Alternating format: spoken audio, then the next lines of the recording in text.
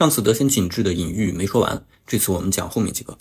把桃花源或者世外桃源这个概念放置在战争叙事中，本身就是自带隐喻的。大多数传统战争片主要精力都投注在战场上，无论是野战还是巷战，参战双方的军队是主要的表现对象。但假如换成平民视角，就不得不考虑到，并非所有人都有家国豪情，都有民族忧患意识。面对战争的到来，很多人是希望避战的，于是在战争时期就有了避世派。听起来好像很陌生，但它其实距离我们很近。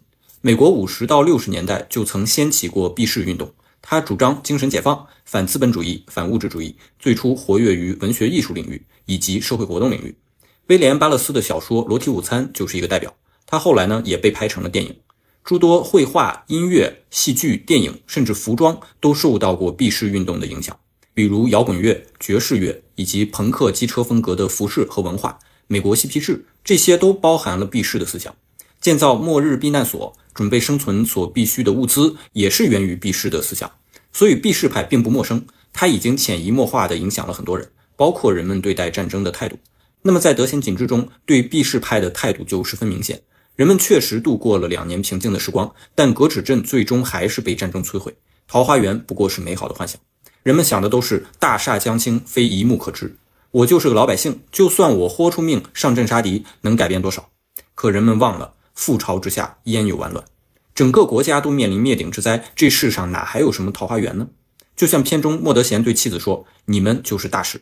妻子回答说，我们都不是事。保护家人的确很重要，那是人在极端条件下的本能反应，但如果只遵循人性本能，失去了理性思考，最终迎来的可能是悲剧的结局。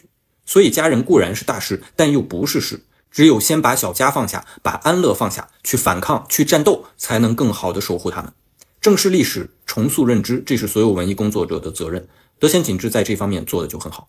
引申一句对于战争片爱好者，自然会联想到另一部电影《欢迎来到东莫村》。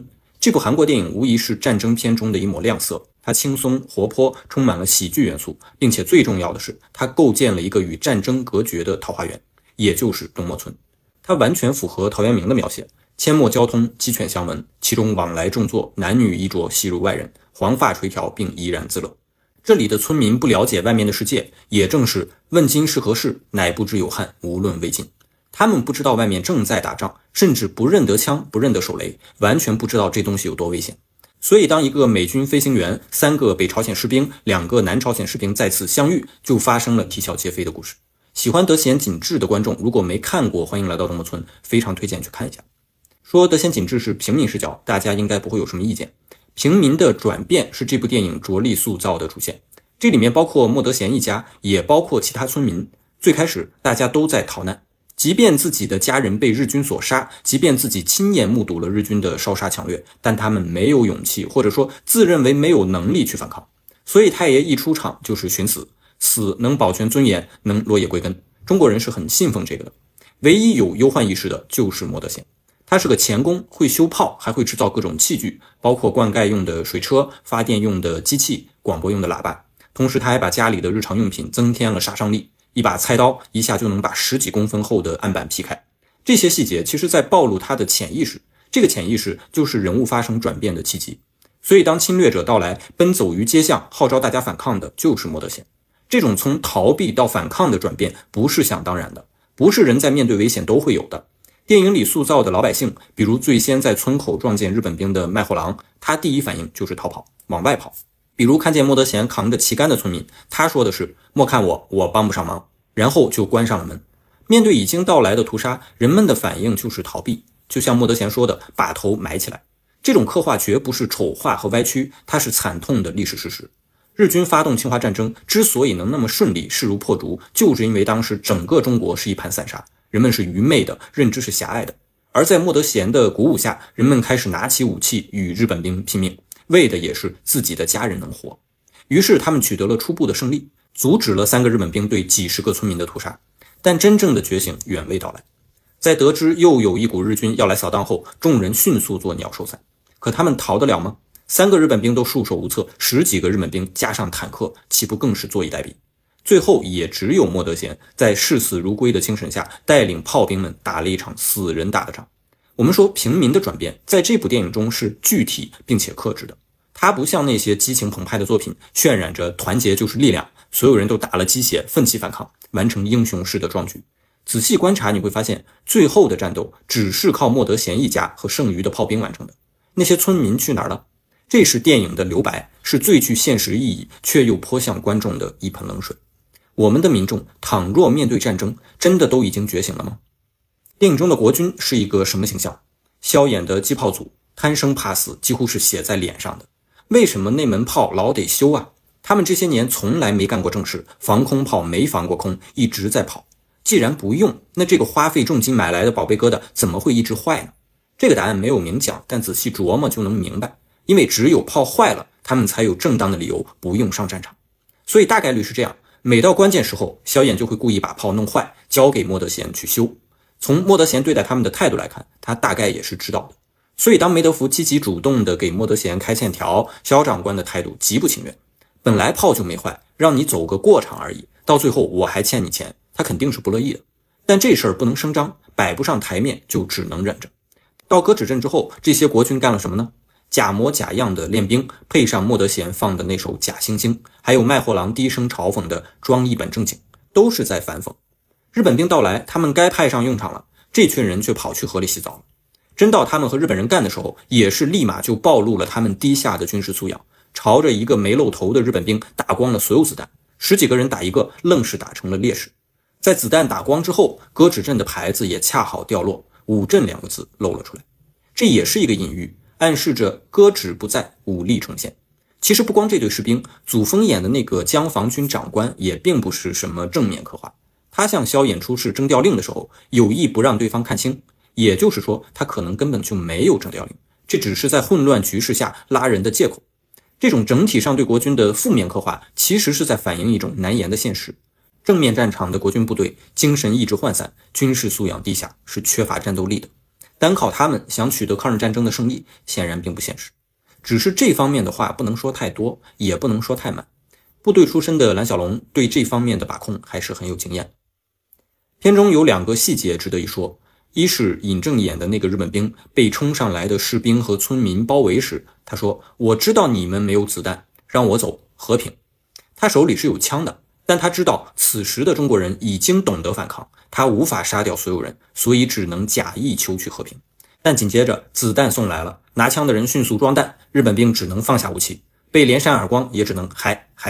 这就是子弹的重要。第2个细节是，原本3个日本兵面对几十个村民和10几个国军士兵，他们是不害怕的。什么时候开始怕了呢？当他们看到对方有炮就害怕了。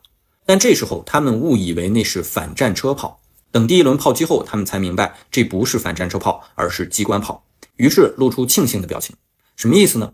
像苏罗通这样的机关炮，它的口径是20毫米，虽然能连发，但杀伤力有限。这个和它是不是高射炮没有关系。苏罗通在设计制造时就兼具防空与平射2种功能，关键是它的口径。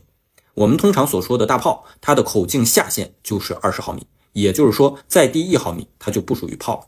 炮可以分很多类，在我们看的电影和电视剧中经常听到步炮、山炮、野炮、迫击炮这几种称呼。步炮呢，就是步兵炮，一般直接配备给连级单位，它重量轻，便于机动，用骡马或者人力就可以运输。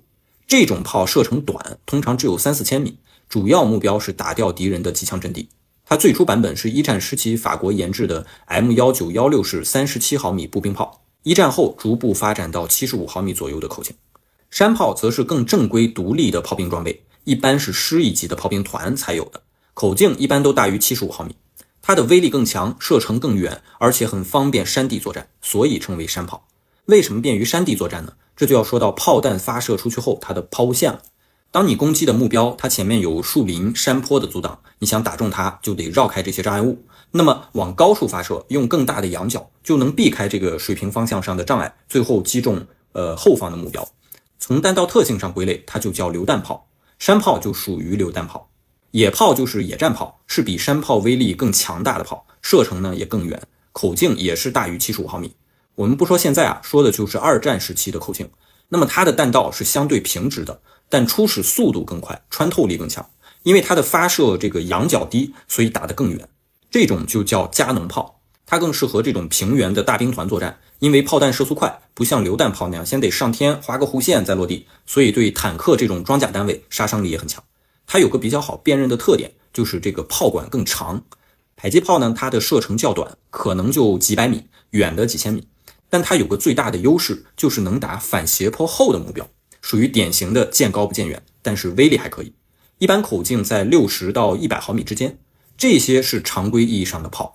我们说口径就是它炮管的内壁直径，你可以用卫生纸卷比一下，看75毫米的炮弹有多粗，20毫米的炮弹有多粗。我们电影中的苏罗通，它的炮弹大概是这么粗。日本兵最开始把它当成什么了呢？当成了反战车炮。当时中国的反战车炮是30式37毫米战防炮，它的炮弹直径37毫米，大概呢是这么粗。这两个东西威力能一样吗？所以日本兵知道那是口径最小的机关炮，而不是反战车炮，当然松了一口气。要怪只能怪那个墙不够结实，所以才打穿了墙体，炸死一个日本兵。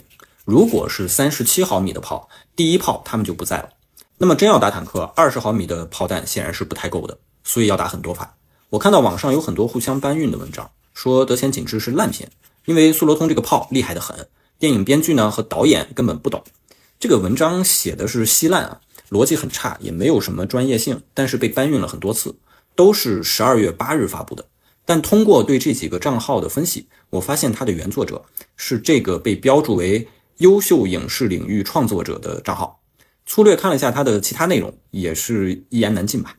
然后我在抖音搜，没有这个账号，不过有一家地方媒体的视频还引用了这个人对某部剧的评论，称其为影评人。我突然就想到了另一个人，那个人叫宋某辉，是个经济学家。好，回到正题，电影里这两个细节啊，其实说明了一个问题：当枪对枪的时候，比的是你有没有子弹；而当炮出现时，它是可以碾压枪的。这个逻辑和我上一集讲炮的隐喻是一样的。现代战争看的是谁的钢铁更智能，谁的武器更先进。以前我们总讲钢铁般的意志，敢于牺牲的精神，但现在我们更要讲打击范围覆盖全球，更要讲饱和式攻击，讲武器装备的产能。所以这个隐喻放在今天，相信大多数人是能看懂的。战争片拍的好不好，很重要的一点是对敌人的刻画。德前景治摆脱了过去对敌人刻画单一的弊病，在残暴丑恶的基础上，还展现了敌人的聪明。尹正在接受采访时是这么说的。然后导演当时就跟我说我一定要塑造一个很真实的，让观众觉得他是真实存在的一个活鬼，因为敌人强大才能证明我们强大，因为敌人已经被我们打败了。所有文艺作品都是如此，无论敌人还是反派，只有他足够聪明，足够强大，才能让故事足够精彩。所以我们看到的是狡猾的日军斥候，他们经验丰富，而且戒备性很强。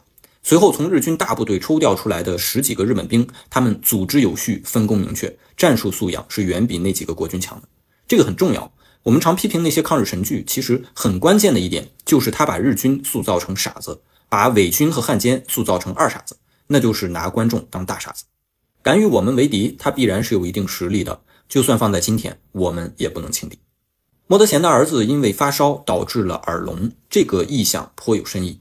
首先他听不到的是什么？是枪炮声，是时代的创伤。也许他在后来可以感知到，但这个感知也是不完整的。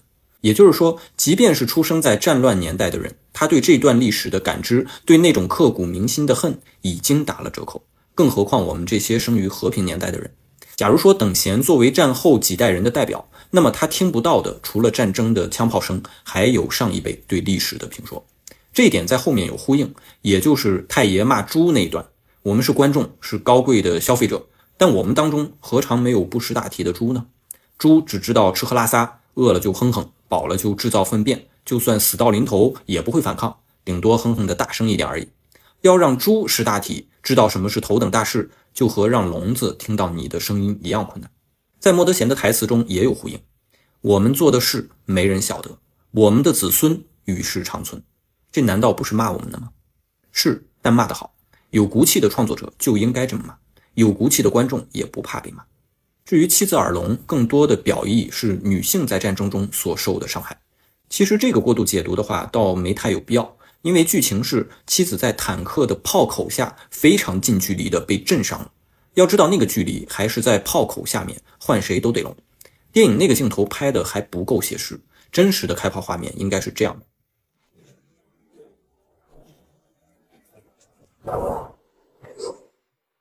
虽然口径可能不一样，但这个强力的冲击绝对是能震破人的耳膜的。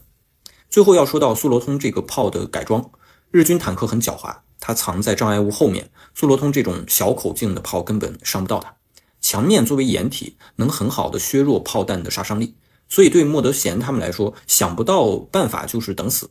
电影设计的解决办法就是把炮拆解开，不用它原本的炮架，而是把炮身绑在梯子上，再把梯子架上屋顶，这样就能避免炮弹先击中掩体，而是直接击中坦克，提高炮弹的杀伤力。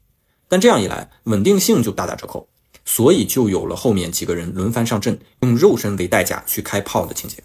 它实现了3层表意：一是我们取得战争胜利的代价是无数先驱用血肉换来的；二是要有效打击敌人，必须绕开敌人的挡箭牌，直击其要害；三是先进的武器、性能不断提升的装备才是获胜的关键。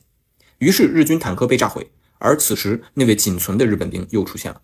他重复着一句话：天地玄黄，宇宙洪荒。但大多数人只记得这前半句，却忘了更重要的后半句。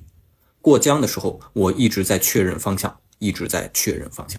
这是什么意思？是当侵略者意识到自己即将战败，这才恍惚的记起当时千算万算，怎么就没算到这个结局。过江的时候指的是他们发动侵略的那一刻，从岛上来到大陆，而一直在确认方向，既是说他们蓄谋已久，也是说他们也曾犹豫过。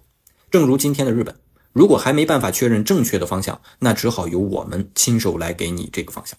所以这里能看懂的观众看到这儿是很提气的。我们现在不光有炮，还有好多好东西，不光有，还量大管饱。